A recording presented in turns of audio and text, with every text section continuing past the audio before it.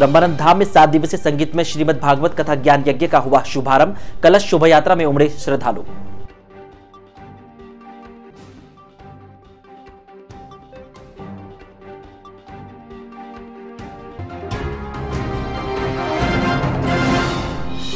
सभापति कमला दग्दी ने शहर की सफाई व्यवस्था को सुचारू बनाने हेतु ली बैठक। जल्द सफाई व्यवस्था सुधारने का दिलाया भरोसा।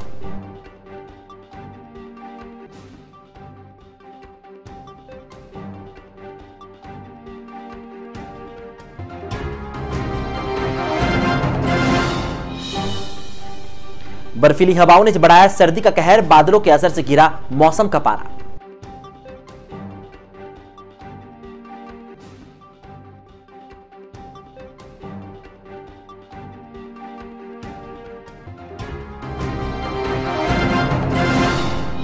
और शिक्षा विभाग के आदेश की उड़ रही धज्जियां। शीतकालीन अवकाश के बावजूद चल रहे हैं निजी स्कूल।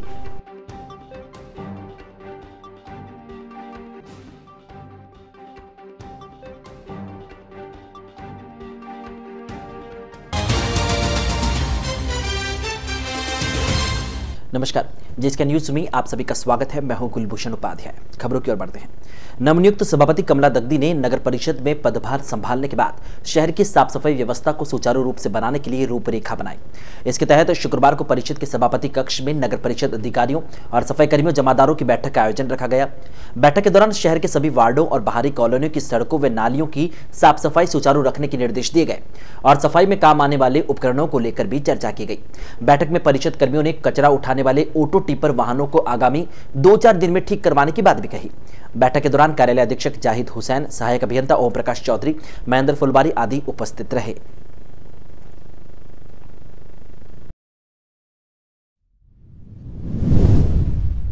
हमने अब जमादारों की मीटिंग ली है।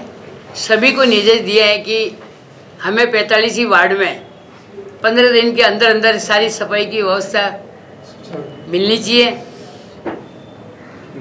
चाहिए और 15 दिन में आप देखो पूरा ब्यावर शहर को हम सफाई से एकदम बढ़िया कर लेंगे। हमारा तो यही है, शहर में बिजली सब सफाई अच्छी रहे। शहर के उदयपुर रोड स्थित कृषि उपज मंडी के सामने रावण दहन स्थान पर अंतिम हिंदू सम्राट पृथ्वीराज चौहान स्मारक के लिए स्थान आवंटन की मांग की गई। इसके तहत हिंदू सम्राट पृथ्वीराज चौहान स्मारक समिति के पदाधिकारियों और सदस्यों ने नगर परिषद सभापति कमला दग्दी को ज्ञापन सौंपा। ज्ञापन में समिति के अध्यक्ष बाबू सिंह चौहान ने बताया कि पिछले 10 सालों से स्मारक समिति लगातार नगर परिषद से संपर्क कर सम्राट पृथ्वीराज चौहान स्मारक बनवाने के लिए रावण दहन स्थल पर स्थान आवंटन करवाने की मांग कर रही है, लेकिन परिषद की ओर से हर बार साधारण सभा में प्रस्ताव का दिलासा देकर टाला जा रहा है। समिति ने सभापति से मांग की है कि जल्द से जल्द साधारण सभा में सम्राट पृथ्वीराज चौहान के स्मारक के स्थान आवंटन के लिए प्रस्ताव पारित करवाया जाए, जिससे जनमानस की भावना पूरी हो सके। इससे पूर्व समिति के पदाधिकारियों और सदस्यों ने नगर परिषद के मुख्य द्वार पर स्थान आवंटन न होने पर विरोध प्रदर्शन भी किया। विरोध प्रदर्शन के दौरान सिद्धार्थ पवार, विक्रांत सिंह चौहान, सूरज प्रताप सिंह चौहान, प्रदीप सिंह, अमर सिंह सुरडिया, प्रताप सिंह सुरडिया, सज्जन सिंह चौहान, धर्म सिंह, रूप सिंह कड़ीवाल, तेजेंद्र, करण कड़ीवाल, राहुल कड़ीवाल और जितेंद्र सिंह उपस्थित थे। हमारे जो यहाँ पर हाउसिंग बोर्ड के पास में पृथ्वीराज चौहान स्मारक समिति प्रस्तावित जो स्थान है, जो पूर्व में भी सभापति महोदय से हम 3 बार मिल चुके हैं, पहले चेयरमैन साहब से और अभी पुनः चेयरमैन साहब से, नए चेयरमैन साहब से मिले हैं। उन्होंने हमको आशा दिया है, आशान्वित किया है कि हम साधारण सभा में प्रस्ताव लेकर और तुरंत इस जो जमीन है उसको आवंटित करेंगे, पृथ्वीराज चौहान का भव्य स्मारक बनाएंगे। जो 35 कौम के हिंदू सम्राट थे, अंतिम हिंदू सम्राट थे, सभी युवाओं की मांग है कि इस पर भव्य स्मारक बने, भव्य पार्क बने। उस जगह पर जो कब्जा हो रहा है, इसके लिए हम सब मिले हैं और हमें विश्वास है कि जल्दी हमारा काम पूरा होगा। शुक्रवार को लोकाशाह नगर में जैन संत अभय मुनि ने धर्म सभा को संबोधित किया। लोकाशाह नगर स्थित भवन में अभय मुनि ने प्रवचन के दौरान कहा कि जीवन में धर्म का पालन करने से ही जीवन की नैया पार लगती है। साथ ही संत ने कहा कि जीवन में माता पिता की सेवा ही सच्ची सेवा है। 1 माह से नगर में प्रवास कर रहे जैन संत को सुनने के लिए श्रावक श्राविकाओं की भीड़ उमड़ पड़ी। इस दौरान अजमेर से आए जैन श्रद्धालुओं के शिष्टमंडल ने भी महाराष्ट्र से भेंट कर धर्म चर्चा की। प्रवचन के अवसर पर जैन संत भूपेंद्र और स्वरूप मुनि ने भी श्रद्धालुओं को आशीर्वाद दिया। इस मौके पर अनिल खींचा, ऋषभ गोलेच्छा, संचालनकर्ता अशोक पार्लिचा सहित श्रद्धालु भी मौजूद रहे। अंत में सुश्रावक गौतम खटोड़ ने श्रद्धालुओं को प्रभावना देकर बहुमान किया। शुक्रवार को प्रतापनगर में नारी शक्ति संगठन द्वारा बैठक आयोजित की गई। इस दौरान आगामी 6 जनवरी से होने वाली श्रीमद् भागवत कथा ज्ञान यज्ञ के आयोजन पर चर्चा की गई। कार्यक्रम के अनुसार 6 जनवरी को प्रातः 11 बजे कलश यात्रा और 1 बजे होने वाली कथा की तैयारी के बारे में रूपरेखा बनाई गई। बैठक में महाआरती, प्रसाद का वितरण, भोजन व्यवस्था, कलश यात्रा का मार्ग आदि विषयों पर चर्चा की गई। कथा का वाचन आचार्य शक्तिदेव जी महाराज वृंदावन वाले करने वाले हैं। कथा के दौरान अलग अलग झांकियों का आयोजन भी किया जाएगा। कथा 6 जनवरी से लेकर 12 जनवरी तक रोज दोपहर 1 बजे से लेकर 5 बजे तक होगी। बैठक में ममता गुप्ता, सबिता भूतड़ा, आशा मुंदड़ा, सारिका यादव, ममता जैन, अर्चना जैन, माधुरी जैदिया, दीक्षा शर्मा, पूजा शर्मा, कांता माना, कांता चौधरी, सोनिया सरबा, शशि शारदा, अर्चना सिंगल, इंदा सोनी, मनीषा, पूजा, प्रेम राठी, रश्मि जैन, रेखा पाराशर, सुमन, मनीषा प्रेम परिहार सहित कई अन्य महिला श्रद्धालु मौजूद थी। संगठन से आज हम लोगों ने आने वाली कथा की मीटिंग रखी, तो उसमें हम लोगों ने चर्चा करी कि कलश यात्रा 11 बजे निकाली जाएगी और कलश यात्रा में आने वाली सभी बहनों को चुनरी की साड़ी पहन कर आना है और भाइयों को कुर्ते पजामे पहन के आना है। उसके अलावा कलश यात्रा का मार्ग सुनिश्चित किया। महाराज श्री वृंदावन के आचार्य श्री शक्तिदेव जी महाराज, उनके ही श्री मुख से कथा का वाचन होगा। शहर के उदयपुर रोड स्थित ब्रह्मानंद धाम में स्वामी ब्रह्मानंद सत्संग मंडल की ओर से शुक्रवार से 7 दिवसीय संगीतमय श्रीमद् भागवत कथा ज्ञान यज्ञ का शुभारंभ हुआ। महामंडलेश्वर कपिल मुनि महाराज के सानिध्य में आयोजित कथा के शुभारंभ से पूर्व साकेत नगर हाउसिंग बोर्ड स्थित शिव मंदिर से कलश शोभा यात्रा निकाली गई। शिव मंदिर से आरंभ हुई कलश शोभा यात्रा में बड़ी संख्या में श्रद्धालुओं ने भाग लिया। गाजे बाजे की मधुर धुनों पर शुरू हुई शोभा यात्रा में विभिन्न परिधानों में सजी धजी महिलाएं सर पर 101 मंगल कलश धारण कर चल रही थी। इस दौरान पुरुष श्रद्धालु भजन कीर्तन करते हुए धर्म के जयकारे लगाते हुए चल रहे थे। शोभा यात्रा के दौरान रथ में विराजे कथावाचक संत शिव चंद्र दास महाराज साथ चल रहे थे और शिव मंदिर से आरंभ हुई शोभा यात्रा हाउसिंग बोर्ड के सेक्टर नंबर 1 से होते हुए कथा स्थल ब्रह्मानंद धाम पहुंचकर संपन्न हुई। इस दौरान शोभा यात्रा का जगह जगह श्रद्धालुओं की ओर से पुष्प वर्षा कर स्वागत किया गया। शोभा यात्रा के दौरान स्वामी ब्रह्मानंद सत्संग मंडल के पदाधिकारी और कथा आयोजक श्याम सिंह राठौड़ परिवार के सदस्य और शहर के गणमान्य लोगों ने भाग लिया। कथा के प्रथम दिन संत शिवचंद्र दास महाराज ने कथा के महत्व का वर्णन किया। इस दौरान गणपत सराफ, नरेंद्र जबर, श्रीचंद्र लड्ढा, बालकृष्ण गुप्ता सहित अनेक श्रद्धालु उपस्थित रहे। शहर में गैर सरकारी स्कूलों को शिक्षा विभाग के नियमों की परवाह कतई नहीं है। शिक्षा विभाग ने इन दिनों शीतकालीन अवकाश घोषित कर रखा है। इसके चलते शहर में सभी सरकारी विद्यालयों में छुट्टियां चल रही है। ये नियम गैर सरकारी स्कूलों पर लागू होते हैं, लेकिन शहर के ज्यादातर निजी स्कूलों के संचालकों ने विभाग के इन आदेशों को ताक में रख रखा है और वह तेज सर्दी में भी बच्चों को स्कूल बुला रहे हैं। शहर में पड़ रही जबरदस्त सर्दी में बच्चों को सुबह तैयार होकर स्कूल पहुंचना कष्टदायक बना हुआ है। सर्दी के दिनों में बच्चों और वृद्धों की दिनचर्या ही गड़बड़ा गई है। इसी के चलते शिक्षा विभाग ने शीतकालीन अवकाश का नियम लागू किया था। इस नियम के चलते सभी स्कूलों में 6 जनवरी तक अवकाश है। इसके बावजूद अधिकतर गैर सरकारी स्कूलों ने अपने यहां कक्षाएं संचालित कर रखी है। बहुत से प्राइवेट स्कूल इस अवधि में वार्षिक उत्सव सहित खेल प्रतियोगिताएं आयोजित कर रहे हैं, जिससे बच्चों को मजबूरन स्कूल जाना पड़ रहा है। निजी स्कूलों की आपसी प्रतिस्पर्धा के चलते ये स्कूल अधिक से अधिक बच्चों को स्कूल बुलाने में अपना हित समझ रहे हैं। इन दिनों सरकारी स्कूल में अवकाश है और बच्चे सर्दियों के दिनों में घर में बैठकर परीक्षा की तैयारी कर रहे हैं, तो कोई सर्दी की मस्ती में गेम खेल रहे हैं। दूसरी ओर शहर के अजमेर रोड स्थित सेंट्रल एकेडमी स्कूल में भी विद्यार्थियों को यह वेदना झेलनी पड़ रही है। स्कूल के स्टाफ सदस्यों ने बताया कि स्कूल प्रशासन की ओर से बुधवार से स्कूल खोल दिया गया है, जिसमें आम दिनों की तरह ही स्कूल संचालित किया जा रहा है, जबकि विभाग का स्पष्ट आदेश है कि शीतकालीन अवकाश तक स्कूल बंद रहेंगे। बावजूद इसके स्कूल स्टाफ और बच्चों को सर्दी में आकर बच्चों को पढ़ाना पड़ रहा है। इसको लेकर जब स्कूल की संस्था प्रधान से इस संबंध में जानकारी ली गई, तो संस्था प्रधान ने स्कूल में सांस्कृतिक कार्यक्रम की तैयारियों को लेकर बच्चों को स्कूल बुलाने की बात कही। विभाग के अधिकारियों ने बताया कि नियमानुसार कोई भी गैर सरकारी स्कूल, वह चाहे सीबीएसई या राजस्थान बोर्ड से संबंध हो, सभी को शिक्षा विभाग राजस्थान के आदेश और नियमों की पालना करना जरूरी है। हमारा कल्चरल वीक है, स्टडीज नहीं है, हम कल्चरल वीक ऑर्गेनाइज सब बैक तो वो थोड़ा भी इंट्रोडक्शन है ना, क्या प्रैक्टिसेस करवानी है, शेड्यूलिंग बताएंगे ना बच्चों को। कल्चरल वीक स्टार्ट है हमारा, कल्चरल वीक बस अब स्टार्ट हो जाएगा फ्राइडे से। मीटिंग कर रहे थे हम लोग, कोई पढ़ाई थोड़ी करवा रहे हैं हम स्कूल के अंदर, एक्टिविटीज़ चल रही है बस। नर्सरी से 12th तक की एक्टिविटीज़ होती है। हम साल में कल्चरल वीक करते हैं, बड़ा मनाते हैं, उसकी तैयारी कर रहे हैं बस।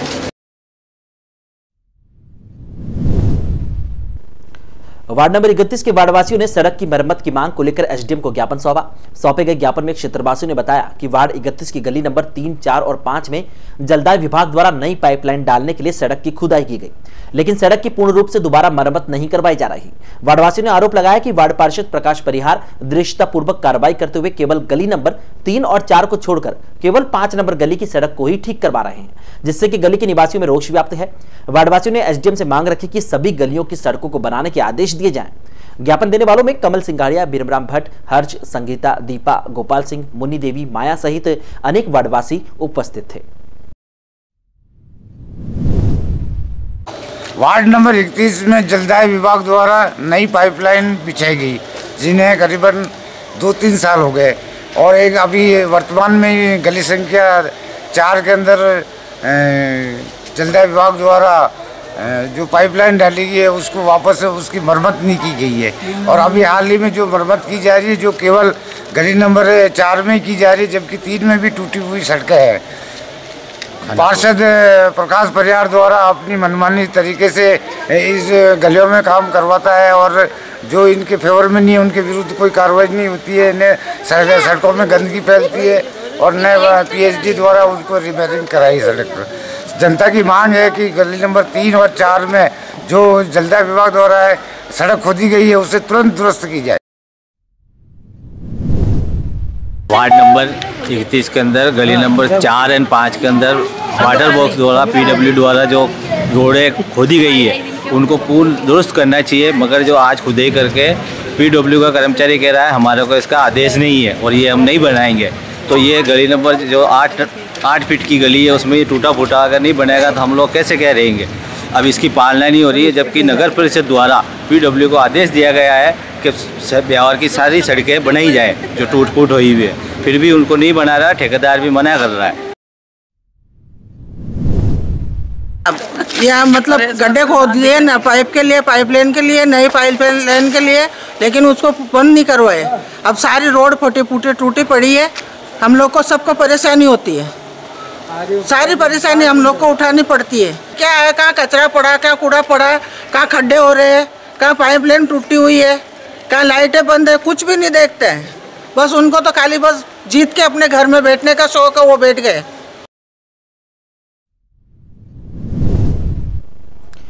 एक छोटा सा ब्रेक लेते हैं, ब्रेक के बाद खबरें और भी जारी है। ब्रेक के बाद एक बार पुनः आप सभी का स्वागत है। गत दिनों सेंट्रल एकेडमी स्कूल की कक्षा 7वीं में अध्ययनरत छात्र द्वारा आत्महत्या करने के बाद परिजन ने शाला प्रशासन से जांच की मांग की है। मृतक छात्र के पिता वीरेंद्र गुप्ता ने बताया कि उनका पुत्र कुशाग्र गुप्ता सेंट्रल एकेडमी स्कूल की कक्षा 7वीं का विद्यार्थी था, जिसने गत 21 दिसंबर को स्कूल से आने के बाद घर में फांसी का फंदा लगाकर आत्महत्या कर ली थी। जब वह घर आया था तो उसके हाथ के अंगूठे पर पेन से कुछ लिखा हुआ था। इस बारे में जब उससे पूछा गया तो उसने स्कूल प्रबंधक की ओर से लिखे होने की बात कही। इसके बाद उसने आत्महत्या कर ली। ऐसे में अब स्कूल प्रशासन से मांग की गई है कि वे अपने स्तर पर बच्चे के साथी छात्रों और शिक्षकों से जानकारी जुटाकर मामले की जांच करें कि आखिर कक्षा 7वीं के बच्चे को आत्महत्या करने की क्या जरूरत पड़े, जिससे किसी अन्य बच्चे के साथ भी ऐसा ना हो। इस दौरान प्रकाश आर्य, अनिल गुप्ता, अनिल चौहान, अभिषेक गुप्ता, राजेंद्र बाकोलिया, शिवा खंडेलवाल आदि उपस्थित थे। मेरा बच्चा कुशाग्र गुप्ता जो 21 तारीख को स्कूल से जाने के बाद में लगभग कुछ हाथ में लिखा हुआ था और उसने फांसी लगा ली थी। मैंने ये मालूम करना चाहा कि तेरे हाथ में क्या लिखा हुआ है, तो उसने बोला था कि स्कूल से संबंधित कोई रूम चेंज करने वाला है, नंबर है। मैंने इतना ध्यान नहीं दिया। उसके बाद में मैं दुकान चला गया और उस समय पश्चात ही घर से फ़ोन आया मैसेज का कि उसने फांसी लगा लिया। मैं आया, देखा कि उसने फांसी लगी हुई थी हाथ में। उस टाइम भी उसके कुछ लिखा हुआ था, कुछ ऐसा था कि एक बत्तख बनी हुई थी और 2575 ऐसा लिखा हुआ था, और नीचे एक ईसीजी टाइप में जो लाइन चलती है वो थी। गले में फांसी का फंदा पता नहीं क्या उसके हाथ में बना हुआ था। मैंने जब ये पूछना चाहा कि बेटा क्या है, तो उसने कहा कि पापा ये मैं स्कूल से कोई रूम चेंज करा, उसको लिख के लाया। मेरा बच्चा मेरे घर में मोबाइल ही नहीं है, ना मेरी मिसेज देती है मोबाइल, ना मैं देता हूँ। मैं ये जानना चाह रहे हैं कि बच्चे की क्या गतिविधियाँ थी, बच्चा स्कूल में कैसा रहता था या क्या करता था, या वो लंच में किसके साथ घूमता था। मैडम ये कह रही हैं कि हमारे यहाँ मोबाइल नहीं लाते हैं, बच्चे केवल डिक्की में ही रख देते हैं जो बच्चे बड़े लाते हैं। तो मैं ये पूछना चाह रहा था कि कोई बच्चा मोबाइल तो नहीं लाता था। मैम ने कहा कि मैं इसकी रिसीप्ट नहीं दूँगी, आपको यदि बच्चे को किसी को बच्चे जो उसके साथ के हैं उनसे मिलाऊंगी नहीं, कुछ नहीं, बस ये जवाब मिला। चांगेड स्थित गांधी सर्किल के सामने बदहाल हो रहे विद्युत ट्रांसफार्मर की आखिर विद्युत विभाग ने सुध ले ली है। शुक्रवार को विद्युत विभाग के अधिशासी अभियंता दिनेश सिंह के आदेश पर सड़क किनारे लगे पुराने ट्रांसफार्मर को हटाकर सड़क से कुछ फीट नीचे नया ट्रांसफार्मर स्थापित कर दिया गया। पूर्व में लगे ट्रांसफार्मर में उसके ढांचे के बदहाल होने के कारण भीड़ भाड़ वाले इलाके में हादसा होने की स्थिति बनी हुई थी। इसी को ध्यान में रखते हुए ये कार्रवाई की गई और नव स्थापित ट्रांसफार्मर की लोड क्षमता भी बढ़ाई दी गई ताकि क्षेत्र में विद्युत सप्लाई सुचारू रखी जा सके। जाले रोड स्थित सेठ सावरिया कॉलोनी के वासियों ने नगर परिषद के आयुक्त को ज्ञापन देकर गंदे पानी की समस्या से छुटकारा दिलाने की मांग की है।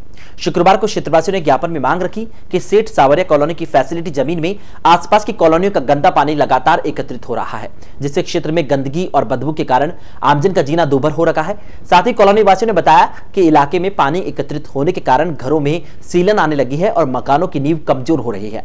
साथ ही क्षेत्र के लोगों में आए दिन बुखार की शिकायत भी होने लगी है। कॉलोनी वासियों ने मांग रखी है कि वहां स्थित फैसिलिटी की जमीन पर भर्ती भरवाई जाए।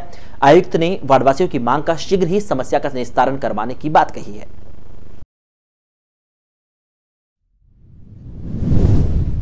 सेठ सावरिया कॉलोनी की फैसिलिटी ज़मीन में पिछले 4-5 महीने से पानी भरा हुआ है, जिसके कारण मच्छियाँ, मक्खियाँ, मच्छर और इतनी गंदगी हो रखी है कि आसपास के लोगों में बीमारियाँ फैल रही है और नींवों में पानी जा रहा है, मकान गिरने की स्थिति में है। तो हम आए हैं नगर परिषद में आयुक्त महोदय, चेयरमैन महोदय से निवेदन करने के लिए कि इस समस्या का हमारे जल्दी से जल्दी समाधान करें। उपखंड में शुक्रवार सीजन का सबसे ठंडा दिन रहा। न्यूनतम तापमान गिरकर 7 डिग्री सेल्सियस तक पहुंच गया। अधिकतम तापमान भी 16 डिग्री रहा, जिस कारण दिन भर लोग ठिठुरते रहे। मौसम विभाग की माने तो आने वाले दिनों में सर्दी और सताने वाली है। शुक्रवार को सबसे अधिक परेशानी शीतलहर और बादलों के कारण हुई। शुक्रवार की सुबह का स्वागत धुंध से हुआ और ठंड का एहसास काफी अधिक हुआ। बाजार में भी 11 बजे के बाद ही चहल पहल देखी गई। सबसे ज्यादा परेशानी निजी स्कूलों के विद्यार्थियों और दैनिक यात्रियों को हुई। बाजारों में भी रौनक काफी कम है और लोग जरूरी काम को हो तभी अपने घरों से निकल रहे हैं। शाम को भी दुकानदार समय से पहले ही अपनी दुकानें बंद कर घरों को जा रहे हैं। ठंड के कारण कई अभिभावकों ने अपने नौनिहालों की स्कूलों की छुट्टियां करवानी शुरू कर दी। अभिभावकों का मानना है कि सर्दी के कारण बच्चे बीमार हो रहे हैं। सबसे ठंडे दिन की वजह से जिंदगी के साथ साथ कारोबार की रफ्तार भी मंदी दिखाई दी। कारोबारी अपनी दुकानों में हीटर और ब्लोअर लगाकर बैठे ग्राहकों को इंतजार करते नजर आ रहे हैं। गर्म कपड़ों की दुकानों और डेली नीड्स के सामानों की दुकानों को यदि छोड़ दिया जाए तो अधिकतर दुकानें ग्राहकों से महरूम रही। दुकानदारों के कारिंदे भी दुकानों के बाहर किनारों पर अलाव लगाकर सर्दी से बचने का प्रयास करते हुए नजर आए। ब्यावर लोढ़ा परिवार और विकास मंडल ट्रस्ट के संयुक्त तत्वावधान में Ashwini hospital and research centre में जयसिंह लोढ़ा की स्मृति में निःशुल्क चिकित्सा जांच और परामर्श शिविर का आयोजन किया गया। शिविर में 301 मरीजों की जांच कर उन्हें परामर्श दिया गया। ट्रस्ट के अध्यक्ष महावीर लोढ़ा ने बताया कि चयनित गरीब और असहाय मरीजों को निःशुल्क बाईपास करवाया जाएगा। कैंप का शुभारंभ छोटिया देवी लोढ़ा और माया देवी लोढ़ा द्वारा दीप प्रज्वलित कर किया गया। कैंप में doctor Rajeev Sharma, doctor Bharat, doctor Aditya, doctor Tarun Jain, doctor Manomita और डॉक्टर बलवीना ने मरीजों की जांच कर परामर्श दिया। शिविर में गौरव, आरुष, श्रेयल, श्रिया, स्वाति, खुशी, सिद्धि, मानवाधिकार न्याय सुरक्षा परिषद के जिला अध्यक्ष कमल कुमार लोढ़ा, ममता, संतोष कुमारी, GR गहलोत, दिव्या जैन द्वारा विकास मंडल ट्रस्ट को सहयोग दिया गया। राष्ट्रीय वंचित लोकमंच सफाई शाखा के सदस्यों ने नगर परिषद पहुंचकर सभापति कमला दगदी का स्वागत किया। मंच के सदस्यों ने दगदी को सभापति मनोनीत होने पर बधाई देते हुए शॉल उड़ाकर अभिनंदन किया। साथ ही इस मौके पर सीनियर जमादारों की DPC लागू करने की मांग की। स्वागत करने वालों में जमादार अध्यक्ष पुखराज परिहार, ओम पवार, लक्ष्मण तेजी, संतोष तेजी, संतोष घावरी, कालू सहित अनेक नगर परिषद कर्मी भी मौजूद रहे। उधर हर उत्सव में संगीत की स्वर लहरियां बिखेरने वाले बैंड बाजा एसोसिएशन के सदस्यों ने भी सभापति पद पर कमला दगदी के नियुक्त होने पर हर्ष जताया है। बैंड बाजा समिति के सदस्यों ने नगर परिषद पहुंचकर बैंड की सुमधुर ध्वनि बजाकर परिषद के वातावरण को खुशनुमा बना दिया। साल का हर दिन कुछ ना कुछ अपना इतिहास कायम रखता है। आइए जानते हैं 5 जनवरी का इतिहास क्या कहता है।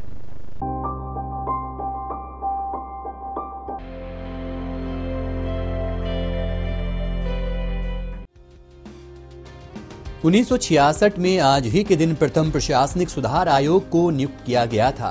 प्रशासनिक सुधार आयोग एक समिति है जो भारत के लोक प्रशासन को और अधिक कारगर बनाने के लिए सुझाव देने हेतु भारत सरकार द्वारा नियुक्त की गई है। प्रशासनिक सुधार आयोग के प्रथम सभापति मोरारजी देसाई थे। इसके अन्य 4 सदस्य थे सर्वश्री के हनुमंतैया, हरिश्चंद्र माथुर, GS पाठक और HB कामत। बी शंकर इसके सदस्य सचिव थे। अंतिम को छोड़कर सभी संसद सदस्य थे। दूसरा प्रशासनिक सुधार आयोग 31 अगस्त 2005 को बनाया गया था। इसके अध्यक्ष वीरप्पा मोइली थे। 1971 में आज ही के दिन पहला एक दिवसीय cricket match Melbourne cricket ground में ऑस्ट्रेलिया और इंग्लैंड के बीच खेला गया था। जब तीसरे टेस्ट मैच के पहले दिन बारिश की वजह से धुल गए तो अधिकारियों ने मैच समाप्त करने का फैसला किया और इसकी जगह पर 6 गेंद प्रति ओवर के साथ प्रति टीम 40 ओवर का एक दिवसीय मैच खेलने का निर्णय लिया गया। ऑस्ट्रेलिया ने यह मैच 5 विकेट से जीता। एक दिवसीय मैच क्रिकेट की एक शैली है जिसमें 2 टीमों के बीच प्रति टीम 50 ओवर खेले जाते हैं। क्रिकेट विश्व कप इसी प्रारूप के अनुसार खेला जाता है। 1981 में आज ही के दिन 5 वर्षों में 13 महिलाओं की सिलसिलेवार हत्याओं के लिए संदिग्ध एक 35 वर्षीय वाहन चालक को गिरफ्तार कर पूर्वी ब्रिटेन के ब्रैडफोर्ड इलाके की एक अदालत में पेश किया गया था। पीटर विलियम सैटक्लिफ की पेशी के वक्त अदालत के बाहर करीब 2000 लोगों की भीड़ जमा हो गई थी और उसे देखते ही लोगों ने उसे गालियां और धमकियां दी। सैटक्लिफ को एक 20 वर्षीय छात्रा की हत्या के आरोप में गिरफ्तार किया गया था, लेकिन पुलिस को उस पर 1976 से 1981 के बीच सिलसिलेवार हत्याएं करने का शक था। आखिरकार सैटक्लिफ को इन सभी हत्याओं के लिए दोषी पाया गया और उसी वर्ष फरवरी में 30 वर्ष की सजा सुनाई गई। 1986 में आज ही के दिन बॉलीवुड अभिनेत्री दीपिका पादुकोण का जन्म हुआ था। दीपिका पादुकोण मशहूर बैडमिंटन खिलाड़ी प्रकाश पादुकोण की बेटी हैं। दीपिका ने अपनी फिल्मी सफर की शुरुआत कन्नड़ फिल्म ऐश्वर्या से की थी। उन्होंने पहली हिंदी फिल्म शाहरुख खान के साथ ओम शांति ओम से सफलतापूर्वक बॉलीवुड में कदम रखा।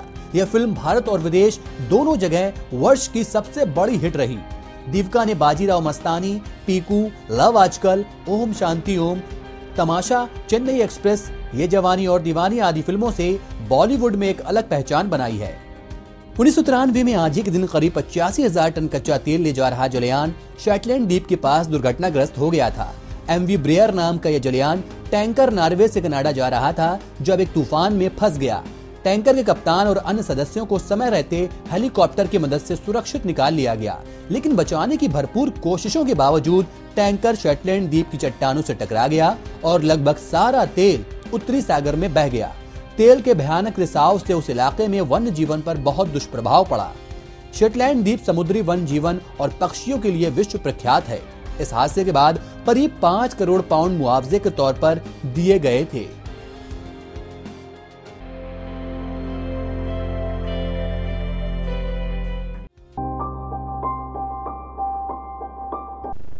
तो आपने जाना खास दिन का खास इतिहास। इसी के साथ आज के बुलेटिन में फिलहाल इतना ही। पूरी टीम के साथ दीजिए इजाजत, फिर मिलेंगे। नमस्कार।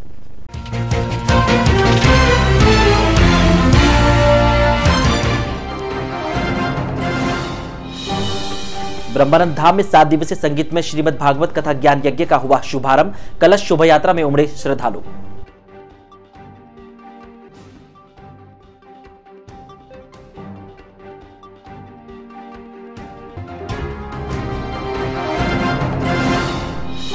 सभापति कमला दग्दी ने शहर की सफाई व्यवस्था को सुचारू बनाने हेतु ली बैठक। जल्द सफाई व्यवस्था सुधारने का दिलाया भरोसा।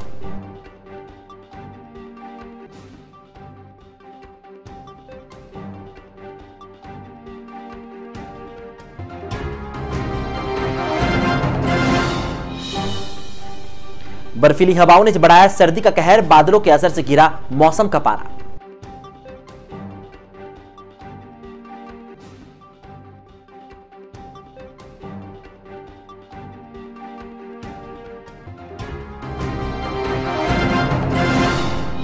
और शिक्षा विभाग के आदेश की उड़ रही धज्जियां। शीतकालीन अवकाश के बावजूद चल रहे हैं निजी स्कूल।